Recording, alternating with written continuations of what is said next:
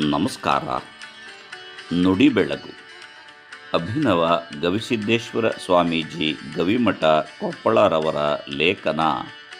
ಈ ಜಗತ್ತಿನಲ್ಲಿ ಯಾರೂ ಬಡವರಿಲ್ಲ. ಸಂತ ತುಕಾರಾಮವರು ಸುಮ್ಮನೆ ಅಭಂಗ ಹಾಡುತ್ತಾ ಹೋಗುತ್ತಿದ್ದರು. ಹಣ ಗಳಿಸಿರಲಿಲ್ಲ, ಹಾಡುತ್ತಿದ್ದರು ಅಷ್ಟೇ.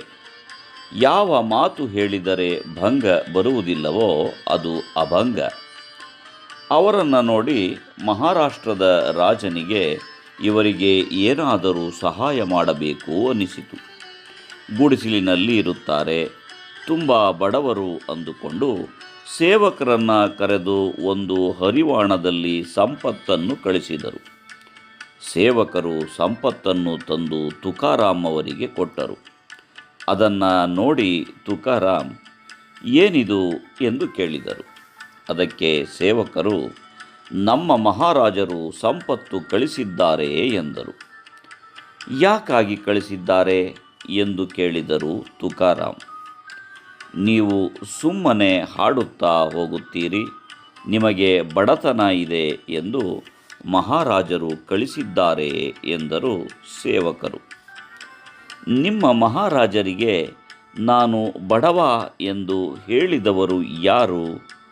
ಈಗ ನೀವು ತಂದಿದ್ದೀರಲ್ಲ, ಅದನ್ನು ವಾಪಸ್ಸು ಅವರಿಗೆ ಕೊಟ್ಟು ನಿಮ್ಮ ಮಹಾರಾಜರಿಗೆ ಹೇಳಿ, ನಿಮ್ಮ ಮಹಾರಾಜ ಪಂಢರಾಪುರದ ವಿಠಲನ ಗರ್ಭಗುಡಿಯ ಮುಂದೆ ನಿಂತು ನನಗೆ ಸಂಪತ್ತು ಕೊಡು, ಸಾಮ್ರಾಜ್ಯ ಕೊಡು ಎಂದು ಕೇಳುತ್ತಾನಲ್ಲ, ಆ ಪಂಢರಾಪುರದ ವಿಠಲನೇ ನನ್ನ ಹೃದಯ ಗರ್ಭಗುಡಿಯಲ್ಲಿ ಇರುವಾಗ ನಾನೇಕೆ ಬಡವ ಎಂದು ಹೇಳಿದರು. ಈ ಜಗತ್ತಿನಲ್ಲಿ ಯಾರೂ ಬಡವರು ಇಲ್ಲ. ನಮ್ಮ ಭಾವದ ಕೊರತೆ ಇರುವುದರಿಂದ ಬಡತನ ಬಂದಿದೆ ಅಷ್ಟೇ. ಐಶ್ವರ್ಯ ಮೂಲ ದೇವರದು. ಇದು ನನ್ನದು ಎಂದು ಪೂಜಿಸುವುದಲ್ಲ. ದೇವರದು ಎಂದು ಪೂಜಿಸಿದರೆ ಬಡತನ ಇರುವುದಿಲ್ಲ. ಮದುವೆಯಲ್ಲಿ ಮಾವ ಒಂದು ಉಂಗುರ ಕೊಟ್ಟಿರುತ್ತಾನೆ, ಅದನ್ನೇ ಎಲ್ಲರಿಗೂ ತೋರಿಸುತ್ತೀರಿ. ಮಹಾದೇವ ಈ ಬದುಕನ್ನೇ ಕೊಟ್ಟಿದ್ದಾನೆ, ಈ ಜಗತ್ತನ್ನು ಕೊಟ್ಟಿದ್ದಾನೆ. ಅವನನ್ನು ಎಷ್ಟು ನೆನಪಿಸಬೇಕು? ಮೋಕ್ಷ ಮೂಲ ಘಟ ಸಂತೃಪ್ತಿ ಎನ್ನುತ್ತೇವೆ. ಮೋಕ್ಷ ಎಂದರೆ ಎಲ್ಲ ಮುಗಿದ ಮೇಲೆ ಎಂದುಕೊಂಡಿದ್ದೇವೆ. ಮೋಕ್ಷ ಎಂದರೆ ದುಃಖವಿಲ್ಲದ ಸ್ಥಿತಿ ಅಷ್ಟೇ. ಆನಂದವೇ ಮೋಕ್ಷ. ದುಃಖ ಯಾಕಾಯಿತು ಎಂದರೆ ಬಯಸುತ್ತೀವಲ್ಲ ಅದಕ್ಕೆ. ಬಯಸದೇ ಇದ್ದರೆ ಜೀವನ ನಡೆಯುತ್ತದೆಯೇ? ಬಯಕೆ ತಪ್ಪಲ್ಲ, ಆದರೆ ಬಯಸಿದ್ದೆಲ್ಲ ಈ ಜಗತ್ತಿನಲ್ಲಿ ಈಡೇರುತ್ತದೆ ಎಂದು ತಿಳಿದುಕೊಳ್ಳುವುದು ತಪ್ಪು.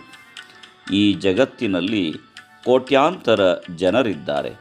ಅವರೆಲ್ಲ ಅಂದುಕೊಂಡಂತೆಯೇ ಆಗಬೇಕು ಎಂದರೆ ಆಗುವುದಿಲ್ಲ.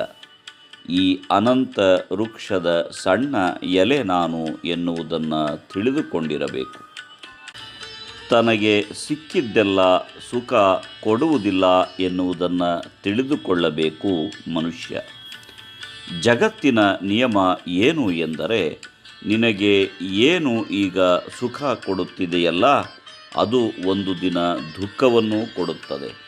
ಅದಕ್ಕೆ ದೇವರು ನಮ್ಮ ಪಾತ್ರೆಯಲ್ಲಿ ಏನು ಹಾಕಿದ್ದಾನೆ ಅದನ್ನು ಉಂಡು ಸಂತೋಷವಾಗಿರುವುದು ಅಷ್ಟೇ.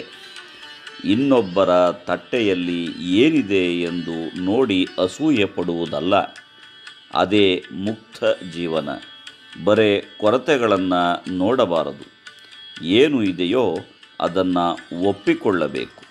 ಇಲ್ಲದರ ಬಗ್ಗೆ ತಲೆ ಕೆಡಿಸಿಕೊಳ್ಳಬಾರದು.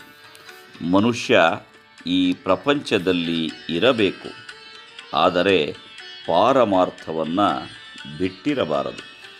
ನಮಸ್ಕಾರ. ಧನ್ಯವಾದಗಳು.